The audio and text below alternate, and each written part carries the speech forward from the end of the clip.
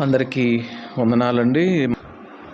శుద్ధ హృదయము నాలో కలిగించు దేవా, సమ్మతైన మనస్సు నాకేమో, త్రోసివేయకుమో నీ సన్నిధి నుండి, తీసివేయకు నీ శుద్ధాత్మన్, పుట్టించు నీ రక్షణానందము నాలో, సమ్మతైన మనస్సు నాకేమో. ప్రార్థన చేసుకుందాం. పరిశుద్ధుడా, మా గొప్ప దేవా, మీకు వందనాలు, స్తుతులు, స్తోత్రాలు. అవును ప్రభువా, నీ వాక్యానికి సమ్మతించే శుద్ధమైన హృదయాలను మాకివ్వండి. అంతేగాని మీ సన్నిధిలో నుండి మమ్మల్ని ఎన్నడూ త్రోసివేయవద్దు ప్రభువా. హెచ్చరించి, ప్రోత్సహించి, బలపరిచే నీ వాక్కును పంపండి. మాతో మాట్లాడండి. మీ సన్నిధిని మాకు అనుగ్రహించండి. మీరు లేకుండా మేము ఇక్కడ కూడుకోవడం వ్యర్థమే ప్రభువా. మా సమయం వృధా, శక్తి వృధా. మీరుంటేనే ప్రభువా ఈ ఆరాధనకు అర్థం. తండ్రి, మీరు మా మధ్య ఉండండి. నీ నామం పేరటనే మేము ఇక్కడ చేరి ఉన్నాం. నా నామం పేరట ఎక్కడ 2-3 కూడి ఉంటారో అక్కడ నేను వారి మధ్యన ఉంటానన్నావు ప్రభువా. మీరు మా మధ్య ఉండండి. మీ సన్నిధిని మాకు అనుగ్రహించండి. మీ ఆత్మకార్యమును మా మధ్య మీరు జరిగించండి. మేమందరము నీకు లోబడినట్లుగా ప్రభువా మా హృదయాలను సిద్ధపరచండి. నీ వైపు చూస్తూ ఉండగా మీ వెలుగును మాకు అనుగ్రహించండి. మీ స్వరమును పంపమని యేసు నామమునందు ప్రార్థించి అడిగి వేడుకుంటున్నాము తండ్రి, ఆమేన్. పేతురు రాసినటువంటి మొదటి పత్రిక 5వ అధ్యాయం 7-8 వచనాలు చదువుకుందాం. ఆయన మిమ్మును గూర్చి చింతించుచున్నాడు గనుక మీ చింత యావత్తు ఆయన మీద వేయుడి. నిబ్బరమైన బుద్ధి గలవారై మెలకువగా ఉండుడి. మీ విరోధి అయిన అపవాది గర్జించు సింహము వలె ఎవరిని మృంగుదునా అని వెదకుచూ తిరుగుచున్నాడు. దీనికి ప్యారలల్గా ఇంకొక వాక్య భాగాన్ని కూడా చూద్దాం. మత్తయి సువార్త 6వ అధ్యాయము. మత్తయి సువార్త 6వ అధ్యాయము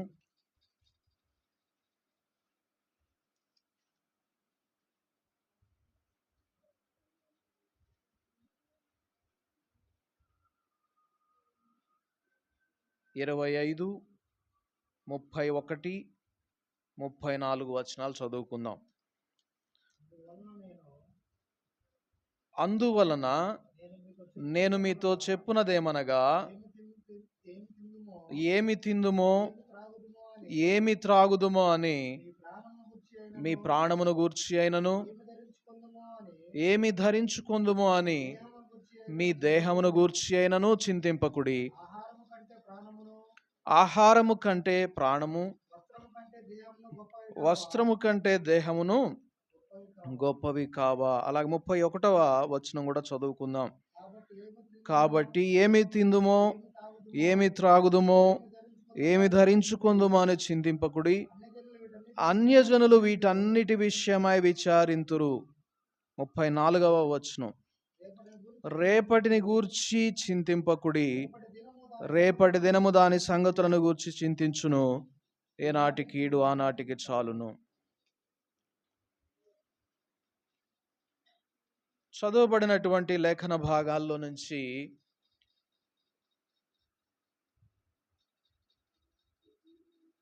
ఈరోజు ఒక క్రొత్త కోణంలో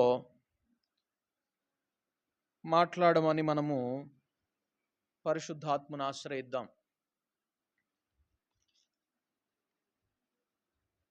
ఈ చదువుబడినటువంటి లేఖన భాగాల నుంచి మీరు దేని గూర్చి చింతపడొద్దు.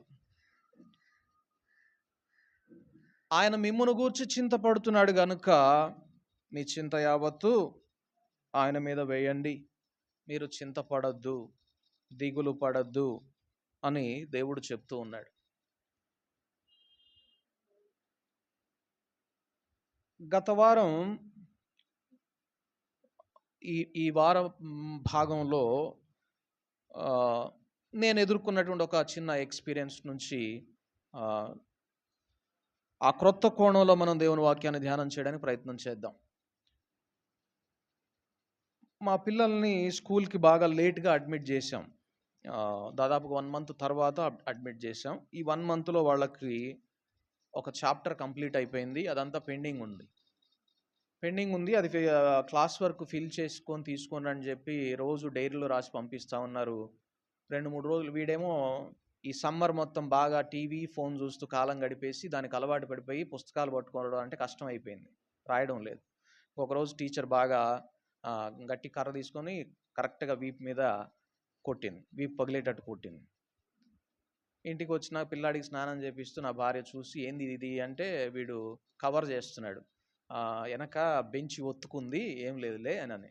బెంచి ఒత్తుకునే దానికి గాయమైన దానికి నాకు తేడా తెలియదా, ఏం జరిగిందో చెప్పానని గట్టిగా 1 గంట సేపు వాడితో ఆర్గ్యుమెంట్ చేసిన తర్వాత వాడు చెప్పకపోయేటప్పటికి ప్రిన్సిపల్ సార్కి ఫోన్ చేస్తే జరిగిన విషయం చెప్పాడు. అప్పుడు ఇంత పెండింగ్ ఉంది, వాడు రాయడమే కష్టం, చాలా 6 సబ్జెక్టులు పెండింగ్, అన్ని పేజీలు రాయాలంటే వాడికి సాధ్యం కావడం లేదు.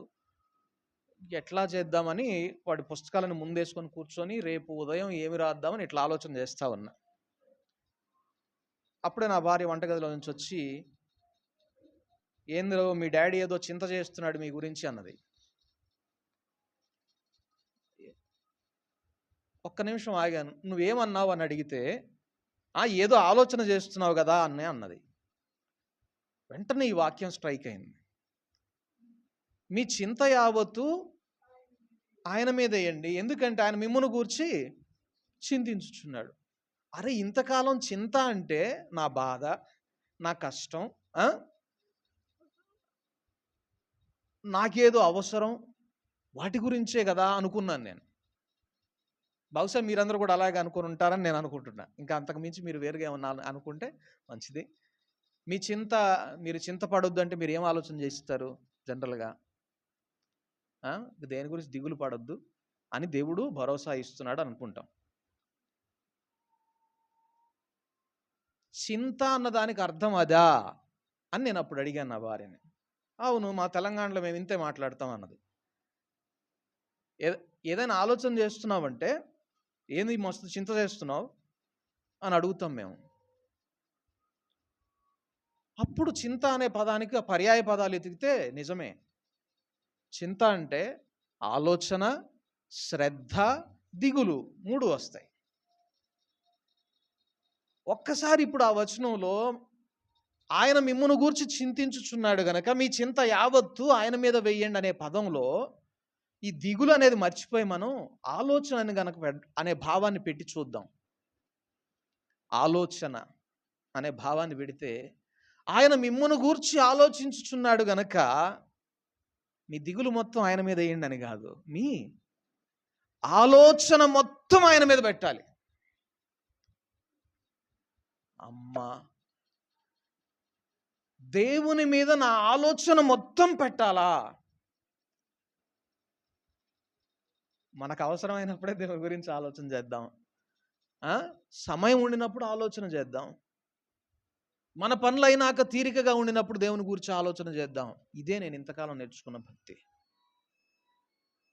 మీ ఆలోచన మొత్తం ఆయన మీద పెట్టండి, ఎందుకంటే ఆయన మిమ్మును గూర్చే ఆలోచన చేస్తున్నాడు. అక్కడి నుంచి మారిపోయింది ఆ వాక్య భాగానికి అర్థం. నిజమే, ఎందుకు దేవుడు మన ఆలోచన మొత్తం ఆయన మీద పెట్టమంటున్నాడు? కారణం, ఒక మానవుడు పాపంలో పడిపోవడానికి కానీ, దేవుని ఆజ్ఞలు అతిక్రమించడానికి కానీ, దేవుని మార్గం నుండి తొలగిపోవడానికి కానీ పునాది ఎక్కడ ఆరంభం అవుతుందో తెలుసా? ఆలోచనలో. అందుకే దేవునికి మన భారం ఆయన మీద వేయడం అనే కాదు, అసలు ముందు నీ ఆలోచన మొత్తం నా మీద పెట్టు, నీ లక్ష్యమంతా నా మీద పెట్టు, నీ దృష్టంతా నా మీద పెట్టు.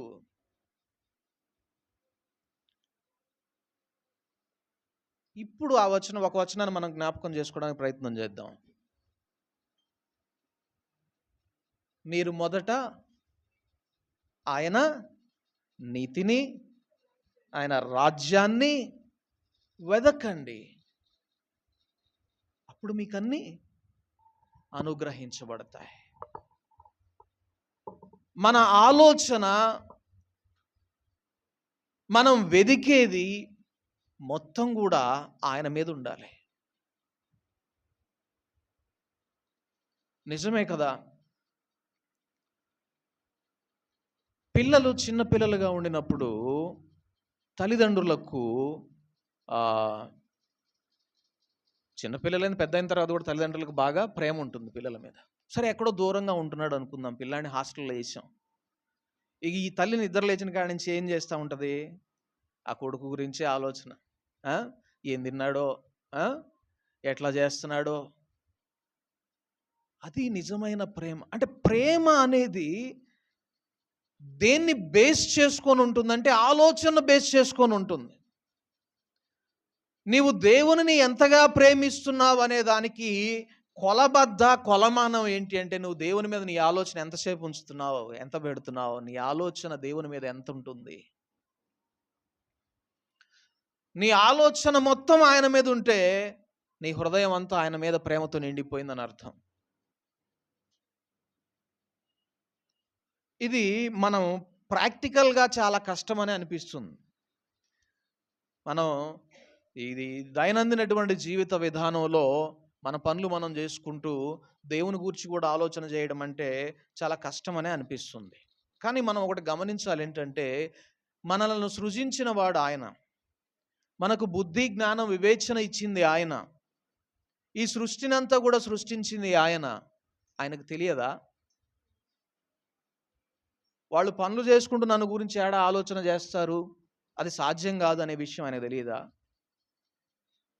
తెలుసు. అంతకంటే మనకు ఆయన చెప్పదలుచున్న విషయం ఏంటి అంటే, మీరు మిగతా వాటన్నింటి గురించి ఆలోచన చేయడం మానేసి నన్ను గురించి ఆలోచన చేయడం మొదలు పెట్టండి, అవన్నీ మీకు వస్తాయి. అది దేవుడు భరోసా ఇస్తున్నటువంటిది. కానీ మానవుడు ఆ పని చేయలేకపోతా ఉన్నాడు. దానికి బదులుగా ఒకానొక సందర్భంలో ఇశ్రాయేలీయులను ఐగుప్తులో నుంచి దేవుడు తీసుకుని వచ్చేసేటప్పుడు, ఇంకా పూర్తిగా వాగ్దాన భూమికి కూడా వెళ్ళలేదు వాళ్ళు, జస్ట్ ఎర్ర సముద్రం దాటారు, అరణ్య మార్గంలోనికి ఎంటర్ అయ్యారు. ఐగుప్తులో నుండినప్పుడే మీ తలంపులలో మీకు కలిగే తలంపు ఏంటో నాకు తెలుసు, మీరు తర్వాత వాగ్దాన భూమిలోకి వెళ్ళిన తర్వాత మీరు ఏమి తలుస్తారో కూడా నాకు తెలుసు అంటాడు దేవుడు. ఐగుప్తులో ఉండినప్పుడే మీ ఊహ అంతా, మీ తలంపంతా నేను ఎరిగి ఉన్నాను అన్నాడు. దేవుని బాధ ఏంటి అంటే, ఒక వచనాన్ని చూడడం ద్వారా మనం దాన్ని బాగా అర్థం చేసుకోవచ్చు. బైబిల్ గ్రంథంలో మొట్టమొదటిసారి దేవుడు ఏడ్చి బాధపడినటువంటి సందర్భాన్ని ఒకసారి చూస్తే, నిజంగానే దేవుడు సంతాపపడ్డాడట, నొచ్చుకున్నాడట. ఆ సందర్భం ఏంటంటే ఆదికాండం 6వ అధ్యాయంలో కనపడుతుంది.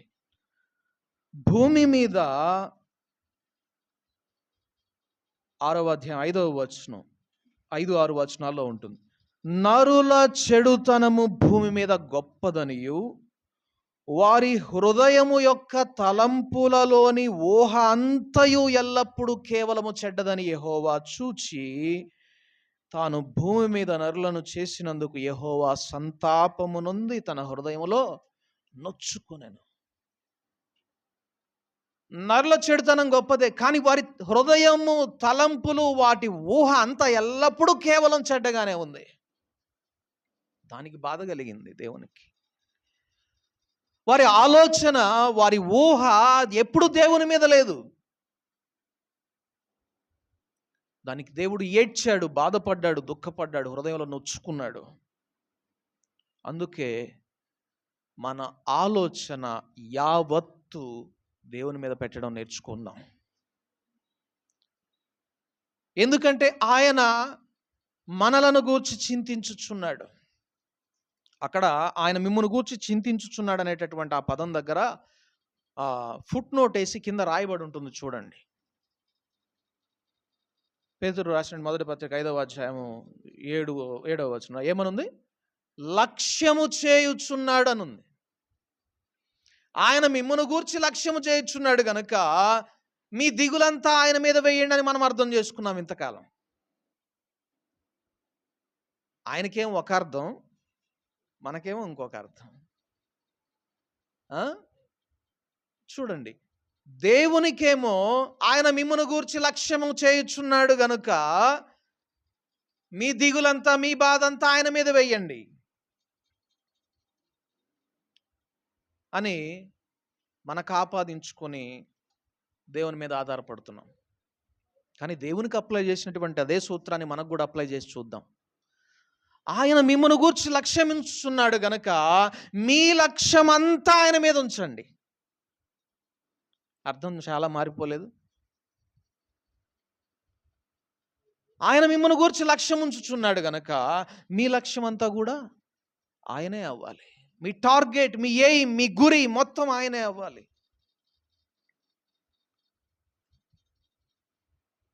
వెంటనే ఆ క్రింద అంటున్నాడు, నిబ్బరమైన బుద్ధి ఉండాలి ముందు. నిబ్బరమైన బుద్ధి గలవారై మెలకువగా ఉండుడి. మీ విరోధి అయిన అపవాది గర్జించు సింహము వలె ఎవరిని మింగుదునా అని వెదకుచూ తిరుగుచున్నాడు.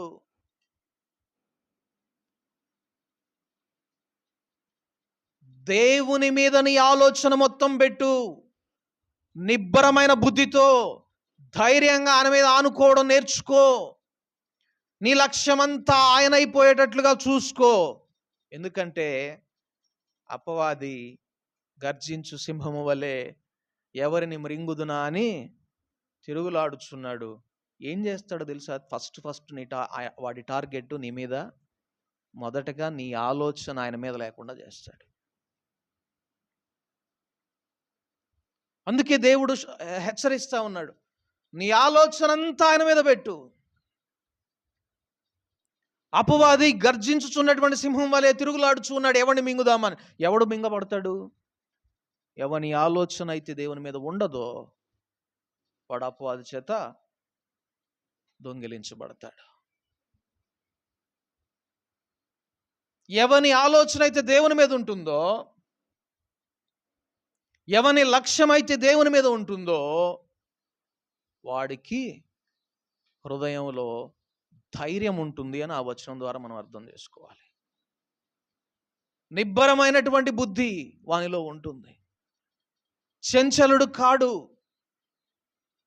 తొలగిపోడు దేవుని మార్గాల నుండి. దేవునికి మన ఆలోచన ఎవరి మీద ఉన్నది అనేదే చాలా ప్రాముఖ్యం. నీ లక్ష్యము. ఒకసారి ఒక దైవజనుడు ఒక ఉపమానాన్ని చెప్పాడు. ఉపమానం అంటే ఒక పారబుల్ చెప్పాడు, పారాఫ్రైజ్ చేసి చెప్పాడు. అంటే ఏమన్నాడంటే, ఒకసారి ఒక బాగా ధనవంతుడైనటువంటి ఒక తండ్రి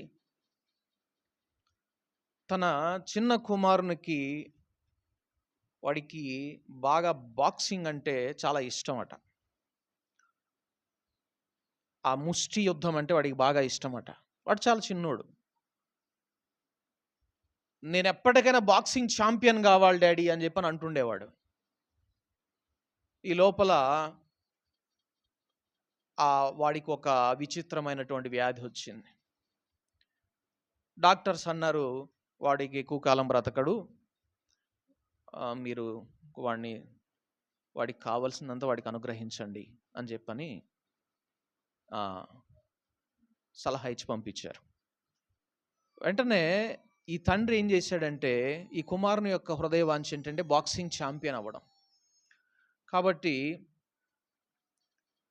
వీడు బాక్సింగ్ ఛాంపియన్ అయినట్లుగా వాడు ఫీల్ అవ్వాలని ఊర్లో ఒక కాంటెస్ట్ ఏర్పాటు చేశాడు, ఒక పోటీ ఏర్పాటు చేసి, నా కుమారుడు బాక్సింగ్ పోటీలో పాల్గొంటాడు, మీరు ఎవరైనా వాడితో పోరాడదలిచిన వారు రండి అని చెప్పని ప్రకటన చేసి ఒక స్టేజ్ ఏర్పాటు చేసి దాని మీద ఆ పోటీ ఏర్పాటు చేశాడు. ముందుగానే ఈ తండ్రి వాళ్ళందరితో మాట్లాడాడు, నా కుమారుడు గాయపడకూడదు, వాడు వచ్చి మిమ్మల్ని ఒక గుద్దగానే మీరు కింద పడిపోవాలి, మీరు ఓడిపోవాలి అని వారికి కొంత ద్రవ్యం ఇచ్చేసి అది ఏర్పాటు చేశాడు. ఈ పోటీ జరిగింది. అందరూ వీడి దగ్గరకు వచ్చి పోరాడుతున్నట్లే ఉండి వీడి పంచి తీసుకొని కింద పడిపోతున్నారు. చివరికి ఆ బిడ్డ విజేతగా నిలిచినట్టుగా ప్రకటించారు. ఇదంతా ఎవరి కోసం చేశాడు? కుమారుని కోసం తండ్రి చేశాడు. ఒక అర్హత లేని అసమర్థుడైనటువంటి కుమారుని కోసం ఆ తండ్రి చేసినటువంటి ప్లాన్ చూడండి. మనము అయోగ్యులముగా, అనర్హులముగా, ఆయన సన్నిధిలో నిలవబడడానికి కూడా యోగ్యులము కాకపోయినప్పటికీ కూడా మన కొరకు ఆయన ముందే ఇదంతా ప్లాన్ చేశాడు. ఆ కుమారుడట నేను గెలిచాను అని చెప్పి సంబరాలు చేసుకుంటున్నాడంట. తర్వాత మనము కూడా నేను నా స్వంత బలం వలన, నా స్వంత సామర్థ్యం వలన నేను పైకి వచ్చాను అని మిడిసి పడుతుంటాం. కాదు, ఇదంతా ముందే ఆయన ప్లాన్ చేశాడు. ఇది నీ విజయం కాదు, నీ సామర్థ్యం కాదు, ఆయన ముందే ఇదంతా ప్లాన్ చేశాడు, ప్రణాళికలో చేశాడు అని చెప్పని ఆ దైవజనుడు ఉపమానం చెప్పాడు, ఒక చిన్న స్టోరీ లాగా. నిజమే, దేవుని ఆలోచన అంతా కూడా నీ మీదనే, నీ లక్ష్యమే, నీవే ఆయన లక్ష్యం. నా కుమారులు జయించిన వారుగా కనబడాలి, నా కుమారులు నాతో పాటుగా విశ్రాంతిలో ప్రవేశించేవారుగా ఉండాలి అని, నా యొద్ద విశ్రమించేవారుగా ఉండాలని ఆయన, God has been silently working for our own good అని మెసేజ్ బైబిల్లో ట్రాన్స్లేట్ చేయబడింది ఆ వచనం గురించి. ఆయన మిమ్మును గురించి చింతించుచున్నాడు గనక మీ చింత యావత్తు ఆయన మీద వేయండి అనే వచనానికి అక్కడ ఏమని చెప్పారంటే, దేవుడు సైలెంట్గా నీ వెనుక వర్క్ చేస్తూ ఉన్నాడు, పని చేస్తూ ఉన్నాడు, నిశ్శబ్దంగా పని చేస్తూ ఉన్నాడు. నువ్వు దేని గురించి చింతపడాల్సినటువంటి అవసరం లేదు. నీవు చింతపడవలసినటువంటి విషయం ఏంటో తెలుసా? ఆయన గురించి. మీరు దిగులు పడవలసినది ఆయన నిమిత్తమే.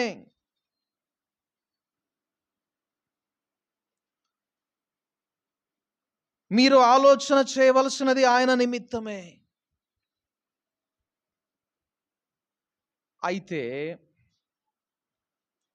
దానికి బదులుగా దేవుడు చెప్పినటువంటి, యేసుప్రభు వారు చెప్పినటువంటి ఆ సందర్భంలో ఏమి తిందుమా, ఏమి త్రాగుదుమా, ఏమి ధరించుకుందుమా అని దేహము, ఆహారము, వస్త్రము, వీటిని గూర్చి రేపెలాగా బ్రతకాలి, రేపెలా సర్వైవ్ అవ్వాలి అని వీటి గురించి చింతిస్తూ ఉన్నామట. అక్కడ ఒక మాట అన్నాడు యేసునాథుడు, మత్తయి సువార్త 6వ అధ్యాయం 34వ వచనం. రేపటిని గూర్చి చింతింపకుడి, రేపటి దినము దాని సంగతులను గూర్చి చింతించును, ఏనాటి కీడు ఆనాటికి చాలును. ఇదేంది? తిండి గురించి ఆలోచన చేయడం, వస్త్రం గురించి ఆలోచన చేయడం, ఆహారం గురించి ఆలోచన చేయడం కీడంటాడేంది? ఒక లోకస్తుని దగ్గరికి పోయి చెప్పండి మీరు ఆ విషయం. భలేవాడివయ్యా, ఆహారం సంపాదించుకోవద్దంటావా ఏంది? ఆహారం సంపాదించుకోవడం, గృహాలు కట్టుకోవడం, వస్త్రాలు సంపాదించుకోవడం కీడంటావేంది? మేమందరం ఆ కీడులో ఉండి సంపాదించుకుంటున్నామనా ఇవన్నీ అనడా? నిజమే. దేవుని దృష్టిలో ఈ లోక సంబంధమైన ప్రతి చింత అది వానికి ఇవ్వబడినటువంటి కీడు వంటిదే. గనక మీరెవరు కీడులో ఉండద్దు. కీడు విడిచి మేలు పొందగోరు ఎవడైనా ఉన్నాడా? వాడు నన్ను గూర్చి ఆలోచన చేయాలి. అది దేవుడు కోరుకుంటున్నది. దేవుని గూర్చి ఆలోచన చేయడం మానేసి మనం మిగిలిన విషయాలను గూర్చి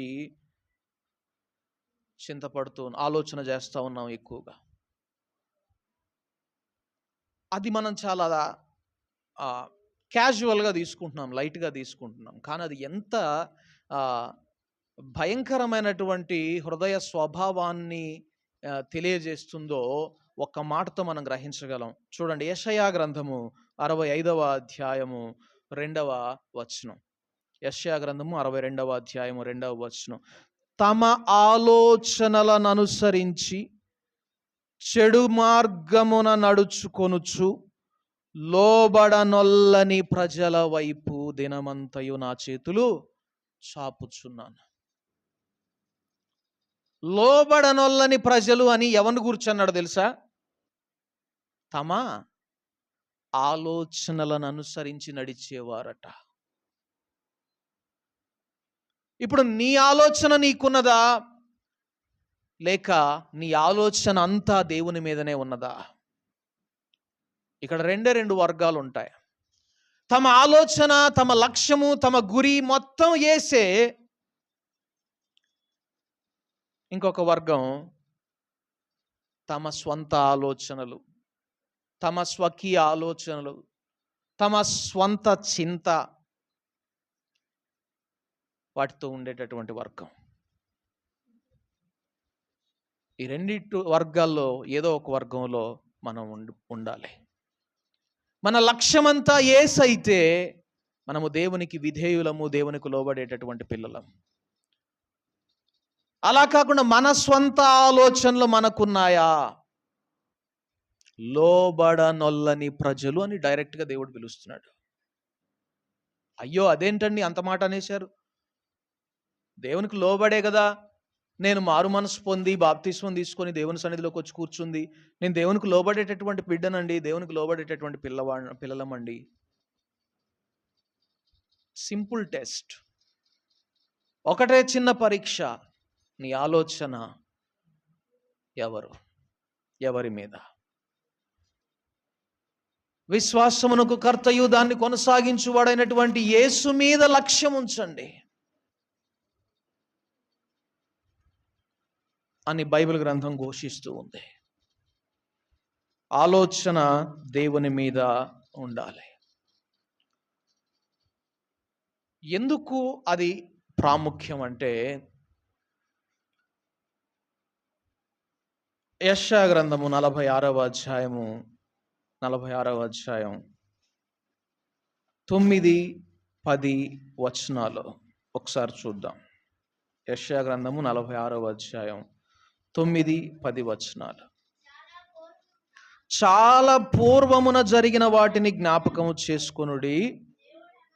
దేవుడను నేనే, మరి ఏ దేవుడును లేడు. నేను దేవుడను, నన్ను పోలిన వాడెవడునూ లేడు. ఏ సందర్భంలో అంటున్నాడో తెలుసా? ఆ క్రింద వచనంలో ఉంది చూడండి. నేనే దేవుడను, మరి ఏ దేవుడును లేడు. నేను దేవుడను, నన్ను పోలిన వాడెవడునూ లేడు. ఏ సందర్భంలో అంటున్నాడో తెలుసా? ఆ క్రింద వచనంలో ఉంది చూడండి. నేనే దేవుడను, మరి ఏ దేవుడును లేడు. నేను దేవుడను, నన్ను పోలిన వాడెవడునూ లేడు. ఏ సందర్భంలో అంటున్నాడో తెలుసా? ఆ క్రింద వచనంలో ఉంది చూడండి. నన్ను పోలిన దేవుడు ఇంకొకడు లేడు అని దేవుడు తన్ను గూర్చి తాను చెప్తూ, ఇది ఒక స్వాగతం లాగా అన్నమాట. తన్ను గూర్చి తను చెప్తూ ఇక్కడ అంటున్నాడు చూడండి 10వ వచనం, నా ఆలోచన నిలుచుననియు నా చిత్తమంతయు నెరవేర్చుకొనేదననియు చెప్పుకొనుచు ఆది నుండి నేనే కలుగబో వాటిని తెలియజేయుచున్నాను, పూర్వకాలము నుండి నేనే ఇంకా జరుగని వాటిని తెలియజేయుచున్నాను. ఈ దేవుని లక్షణం ఏంటో తెలుసా? ఆయన ఆలోచన నిలవబెట్టుకునేటటువంటి దేవుడు. ఆయన తన చిత్తమంతా ఏదో ఒక విధంగా నెరవేర్చుకునేటటువంటి దేవుడు.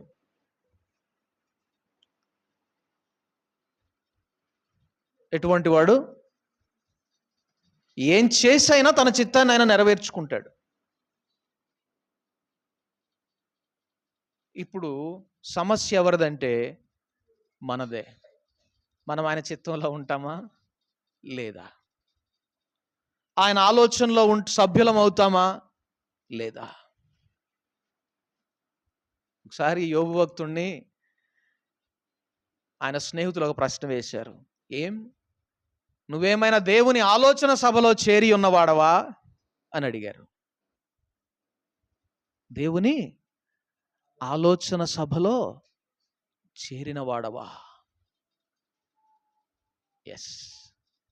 క్రైస్తవుడు దేవుని ఆలోచన సభలో, దేవుని ఆలోచనలలో, దేవుని ప్రణాళికలలో చేరినవాడు. ఆయన లక్ష్యమంతా కూడా నువ్వే. సమస్య ఏంటంటే నీ లక్ష్యం ఆయనా కాదా? నీ గురి ఆయనా కాదా? కొంచెం సమయం ఇస్తానండి, నాకెక్కడ కుదిరిద్ది, నా పనులు నా భారాలు నాకున్నాయి. దేవుడు ఒక సూత్రం చెప్తా ఉన్నాడు, నీ లక్ష్యమంతా ఆయన మీద ఉంచు, నీ గురి అంతా ఆయన మీద ఉంచు, అప్పుడు అవన్నీ నీకు అనుగ్రహించబడతాయి. వాటి గురించి నువ్వు అసలు ఆలోచన చేయాల్సిన అవసరం లేదు, భారం భరించాల్సినటువంటి అవసరం లేదు. నీ లక్ష్యము ఆయన, నీ ఆలోచన ఆయన. ఎప్పుడైతే మనం అటువంటి అనుభవాన్ని దేవుని యొద్ద నుండి అడుగుతామో, ప్రతి సందర్భంలో ఆయన స్వరాన్ని నీవు వినగలవు. ప్రతి సందర్భంలో నీ ఒంటరిగా ఉండినా, సమాజం మధ్యన ఉండినా ఆయన స్వరం స్పష్టంగా వినగలవు. అదే నిన్ను లోకానికి వేరు చేస్తుంది. నీకు లోకానికి మధ్య ఏర్పడేటటువంటి ఆ వ్యత్యాసం అదే. నోవా చేసినటువంటి ఆ పని అవిశ్వాసులైనటువంటి లోకానికి, విశ్వాస ప్రపంచానికి మధ్య ఒక గీతను గీసిందట. అందరేమో తినుచు, త్రాగుచు, పెండ్లికి ఇయ్యబడుచు, నాట్లు వేసుకుంటూ కష్టపడతా ఉంటే నోవహు ఒక్కడే ఓడగట్టుకుంటూ ఉన్నాడు. ఇదేం ఆలోచన రా బాబు! ప్రపంచం అంతా ముందుకెళ్తూ ఉంటుంటే, ప్రపంచం అంతా ముందుకు సాగుతూ ఉంటే, అన్ని విషయాల్లో ప్రపంచం ఎదుగుతూ ఉంటే ఎక్కడో ఓడగట్టుకుంటాడేంది? నోవహు యొక్క ఆలోచన దేవుని ఆలోచనతో కలిసిపోయింది. నోవహు లక్ష్యము దేవుడు, దేవుని ఆలోచన.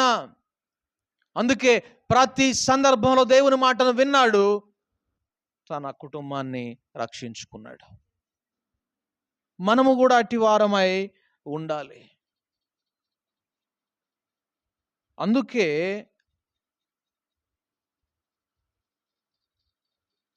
మనకందరికి బాగా కీర్తనల గ్రంథం బాగా సుపరిచితం. మొట్టమొదటి వచనం ఏంటండి కీర్తనల గ్రంథంలో? ఆ? దుష్టులు చేసిన పాపము పనులు మీరు చెయ్యకుండా అని ఏమన్నా ఉందా? లేదు. దుష్టులు అనుసరించే పద్ధతులు మీరు అనుసరించొద్దు అని ఏమన్నా ఉందా? లేదు. ఏమనుంది? ఆలోచన. ఆలోచన. లోకపు ఆలోచన మనలో ఉండకూడదు. అపవాది మొట్టమొదటిగా క్రైస్తవుని పడగొట్టాలనేటటువంటి ఏరియా ఏంటి అంటే ఆలోచన. దేవుణ్ణి మిక్కిలిగా బాధ పెట్టేటటువంటి అంశం కూడా అదే. అయితే మరి ఈ మన ఆలోచన అంతా కూడా దేవుని మీదే లక్ష్యం ఉంచినటువంటి జీవితంగా, దేవుడే మన ఆలోచనగా మారిపోయినటువంటి జీవితంగా మనలో ఉండాలి అంటే మరేం చేయాలి? చూడండి, యేసు ప్రభు వారు అన్నారు, నేను మీకు ఇంకా చెప్పాల్సినవి చాలా ఉన్నాయి కానీ అవి మీకు అర్థం కావు. నేను వెళ్ళి మీకు ఒక ఆదరణకర్తను పంపిస్తాను. ఆయన వచ్చి నా వాటిలోవే తీసుకొని మీకు వివరిస్తాడు. నా నామం మహిమపరచబడినట్లు అవన్నీ మీకు బోధిస్తాడు అన్నాడు. ఇక్కడ కూడా అదే సూత్రం. పరిశుద్ధాత్ముడు లేకుండా మన ఆలోచన దేవుని మీద నిలువబడదు. మన లక్ష్యము క్రీస్తు కాడు. పరిశుద్ధాత్ముడు మొదటగా మనలో క్రియేట్ చేయాలి. దేవుని యొక్క 7 ఆత్మలలో చెప్పబడినటువంటి ఆ మొదటి 2 విషయాలు కూడా అవే. చూడండి, యెషయా గ్రంథము 11వ అధ్యాయము 2వ వచనం ఒకసారి చూస్తే, ప్రకటన గ్రంథంలో చెప్పబడినటువంటి 7 ఆత్మలు కలిగినటువంటి దేవుని స్వభావం అక్కడ కనపడుతుంది మనకు.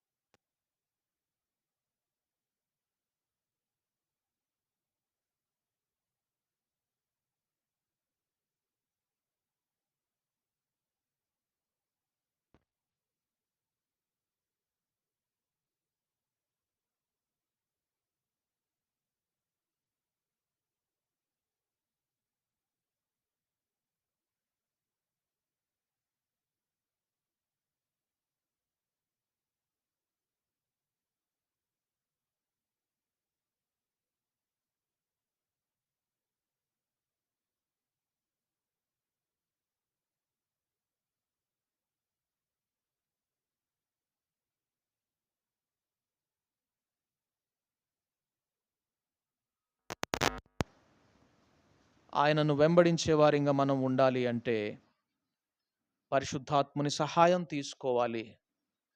ప్రభువా, నా లక్ష్యము, నా శ్రద్ధ, నా ఆలోచన నీవే, నా దిగులు కూడా నువ్వేనయ్యా అనేటటువంటి అనుభవంలో ఉండాలి. నిజమే, ఆ మాట కూడా ఉంది. మీరు ఆయనను గూర్చియే దిగులు పడవలెను. వారు బందుకట్టు అన్న వాటిని గూర్చి మీరేం బాధపడద్దు. మీరు బందుకట్టు అనుకోవద్దు. వాటిని గూర్చి మీరు దిగులు పడద్దు. మీరు ఆయనను గూర్చియే దిగులు పడవలెను. యెషయా గ్రంథంలో ఉంటుందన్నమాట.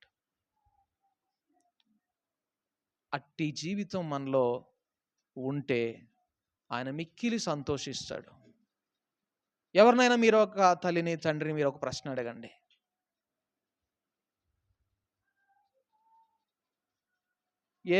నిన్ను ఏ కుమారుడు బాగా చూసుకుంటాడమ్మా అంటే, పెద్దోడు సరిగా పట్టించుకోడు కానీ చిన్నోడికి లేచిన కానించి నాదేనమ్మా, నన్ను గూర్చేవాడు బాధ. అమ్మా తిన్నావా, అమ్మా ట్యాబ్లెట్ వేసుకున్నావా, అమ్మా కింద పడతావు, ఇదే ఒకటే, ఎప్పుడు ఇదే వాడికి. ఏంటి తేడా? ఆలోచన అంతా తల్లి మీదే.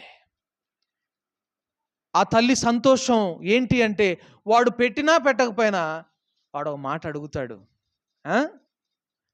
వాడి ఆలోచన అంతా నా మీదే. ఈ పరమ తండ్రికి అలా ఉండదా? నువ్వు లోబడుతున్నా లోబడకపోయినా నీ లక్ష్యం ఆయన అయి ఉన్నాడా? నీ ఆలోచన తండ్రి అయి ఉన్నాడా? అట్టి వారి జీవితాల్లోనే ఆయన సంతోషిస్తాడు. అందుకే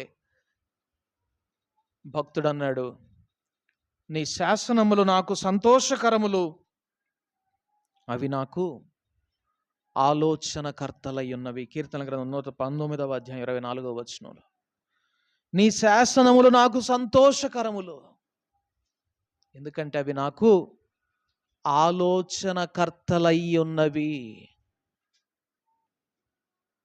దేవుని గురించినటువంటి, క్రీస్తు ప్రభువును గురించినటువంటి వాగ్దానంలో ఆయన జన్మిస్తాడనేటప్పుడు యెషయా భక్తుడు ఇచ్చినటువంటి ఆ ప్రవచనంలో ఏలయనగా మనకు శిశువు పుట్టెను, మనకు కుమారుడు అనుగ్రహించబడెను, ఆయన భుజముల మీద రాజ్యభారం ఉండును, ఆశ్చర్యకరుడు, ఆలోచనకర్త. ఇక్కడ భక్తుడు అంటున్నాడు, నీ శాసనములు నాకు ఆలోచనకర్తలై ఉన్నాయి. నీ కట్టడలు నాకు ఆలోచన చెప్తా ఉన్నాయి. నా లక్ష్యం ఎక్కడ పెట్టాలో నీ ఆజ్ఞలు నాకు తెలియజేస్తా ఉన్నాయి. నేను ఏ విషయమై శ్రద్ధ వహించాలో నీ ఆజ్ఞలు నాకు తెలియజేస్తా ఉన్నాయి. నేను దేని గురించై బాధపడాలో నీ ఆజ్ఞలు నాకు తెలియజేస్తా ఉన్నాయి. నేను ఏ గురి కలిగి ఉండాలో నీ ఆజ్ఞలు నాకు తెలియజేస్తా ఉన్నాయి. కనుక నీ ఉపదేశమును నాకు అనుగ్రహించు అని భక్తుడు అన్నాడు. అందుకే దేవుడు అంటున్నాడు, నీకు నేను ఉపదేశము చేసేదను, నీవు నడవవలసిన మార్గమును నీకు బోధించెదను, నీ మీద దృష్టి ఉంచి నీకు ఆలోచన చెప్పెదను. కీర్తన గ్రంథం 32వ అధ్యాయం 8వ వచనం. నీకు నేను ఉపదేశం చేస్తాను, నీవు నడవవలసినటువంటి మార్గం నీకు బోధిస్తాను, నీ మీద దృష్టి ఉంచి నీకు ఆలోచన చెప్పుతాను. ఇప్పుడు సింపుల్ లాజిక్, ఎవరి ఆలోచన దేవుని మీద లేదో వారి విషయంలో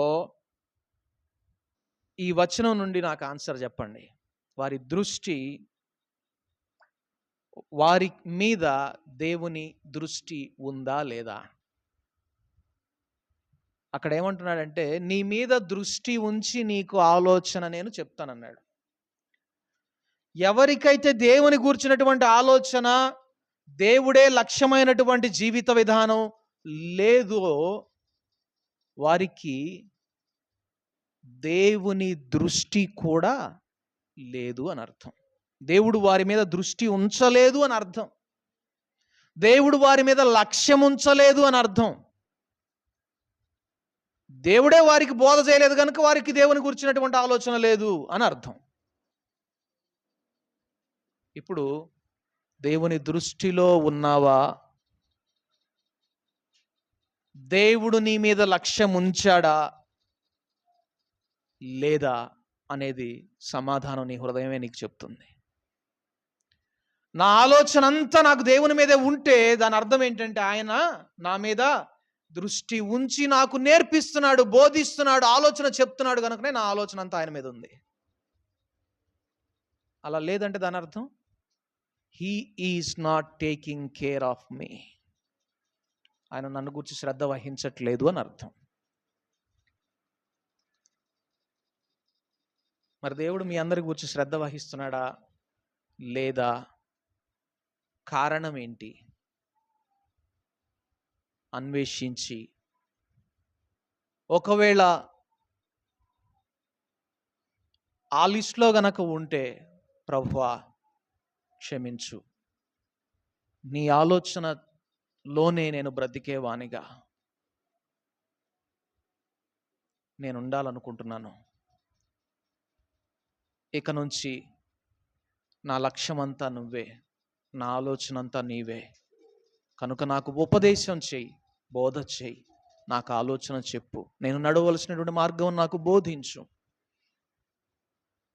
నా ప్రవర్తన అంతటిలో నీ అధికారానికి నేను ఒప్పుకుంటాను, నీకు లోబడతాను అని ఆయన వైపు తిరిగి ప్రార్థన చేస్తే ఆయన మన త్రోవలు సరళం చేస్తాడు. మన మార్గంలో ఆయన చేయి పట్టి నడిపిస్తాడు. మనం ఒంటరిగా నడవాలని ఆయన కోరుకోవడం లేదు, కానీ మనతో పాటుగా, ఇంకా ఒక మాటలో చెప్పాలని మనకంటే ముందుగా ఆయన పరుగెత్తాడట. ఆ దారిలో మనకేమైనా ఆటంకాలు ఉంటాయేమో అని ముందుగానే ఆయన పరుగెత్తి ఆ దారిలో ఉండే ముళ్ళు గచ్చ పొదలన్నీ తీసేశాడు, రాళ్ళు తీసేశాడు, మన కొరకు మార్గాన్ని సరళం చేశాడు. All we have to do is to think of him. మనం చేయవలసిందంతా కూడా ఇప్పుడు ఆయన గురించి ఆలోచన చేయడమే, ఆయన మీద లక్ష్యం ఉంచడమే. అదే నిన్ను నన్ను విశ్వాసికి అవిశ్వాసికి మధ్య వ్యత్యాసం చూపించేవారిగా మార్చివేస్తుంది. గనుక దేవుని వైపు తిరిగి మనం అడిగేవారిగా ఉందాం. ప్రభువా, నీ ఆలోచన చెప్పయ్యా, నువ్వు ఎలాగైనా నీ చిత్తాన్ని నెరవేర్చుకుంటావు, ఆ చిత్తంలో నేను ఉండాలని కోరుకుంటున్నాను. జాన్ బ్రాంచ్ గారు ఒకసారి ఆ చిన్న టాపిక్ మీదనే ఒక పెద్ద ప్రసంగం చేశాడు. ఆయన దేవుని ప్రణాళికలో నువ్వు ఉండాలని కోరుకుంటున్నావా? ఆయన చిత్తంలో నువ్వు ఉండాలని కోరుకుంటున్నావా? ఆయన చిత్తం యొక్క కేంద్రంలో నువ్వు ఉండాలని కోరుకుంటున్నావా అని ఆయన ఒక ప్రసంగం చేశాడు. తన కుమారుని పోగొట్టుకున్నటువంటి ఆ సందర్భంలో తన భార్య బాగా దుఃఖంగా ఆ సమాధి దగ్గర ఏడుస్తూ ఒక చిన్న పేపర్ తీసి ఆయన చేతిలో పెట్టిందంట. దాని మీద, ఈ నా కుమారుడు ఇలాగా, వాడు కొంచెం పెద్ద అయితే వాడి చేత ఈ చదువు చదివించాలి, వాడి కోసం నేను ఈ పని చెయ్యాలి, వాడి కొరకు నేను ఇది సంపాదించి పెట్టాలి, వాడిని ఇలా ఉన్నతమైన స్థానంలో నిలవబెట్టాలి అని ఆ కుమారుని గురించి ఆమె వేసుకున్నటువంటి ప్లాన్ అంతా కూడా ఆ పేపర్లో రాసి ఆయన చేతిలో పెట్టిందట. నిజమే. కానీ ఆ కుమారుడు చనిపోయాడు, తల్లి ప్రణాళికలో లేడు. మనము కూడా అలాంటి వారిగా ఉండే ప్రమాదం ఉంది ప్రియ సహోదరులారా. దేవుని చిత్తంలో ఉండకుండా నశించిపోయే ప్రమాదం ఉంది. ఆయన చిత్త కేంద్రంలో మనం ఉండాలని ప్రార్థించి అడిగే వారిగా ఉందాం అని ప్రసంగం చేశాడు ఆయన. నిజమే. దేవుని ఆలోచనల్లో, ఆలోచన కేంద్రంలో ఉండేటటువంటి వారిగా ఉందామా? ప్రభువా, ఇక మీదట నా దిగులు మాత్రమే నీ మీద ఏనయ్యా, నా ఆలోచన, నా లక్ష్యం మొత్తం నీవే. ఇప్పుడు నిన్ను గూర్చే నేను తలంచుచున్నాను అని అడిగేవారిగా ఉంటే అది మనకు గొప్ప ఆశీర్వాదము, దీవెన. ప్రార్థన చేసుకుందాం. పరిశుద్ధుడా, మా గొప్ప దేవా, నీకు వందనాలు, స్తుతులు, స్తోత్రాలు, స్తోత్రాలు, స్తోత్రాలు. అవును ప్రభువా, మా ఆలోచన, మా లక్ష్యము, మా శ్రద్ధ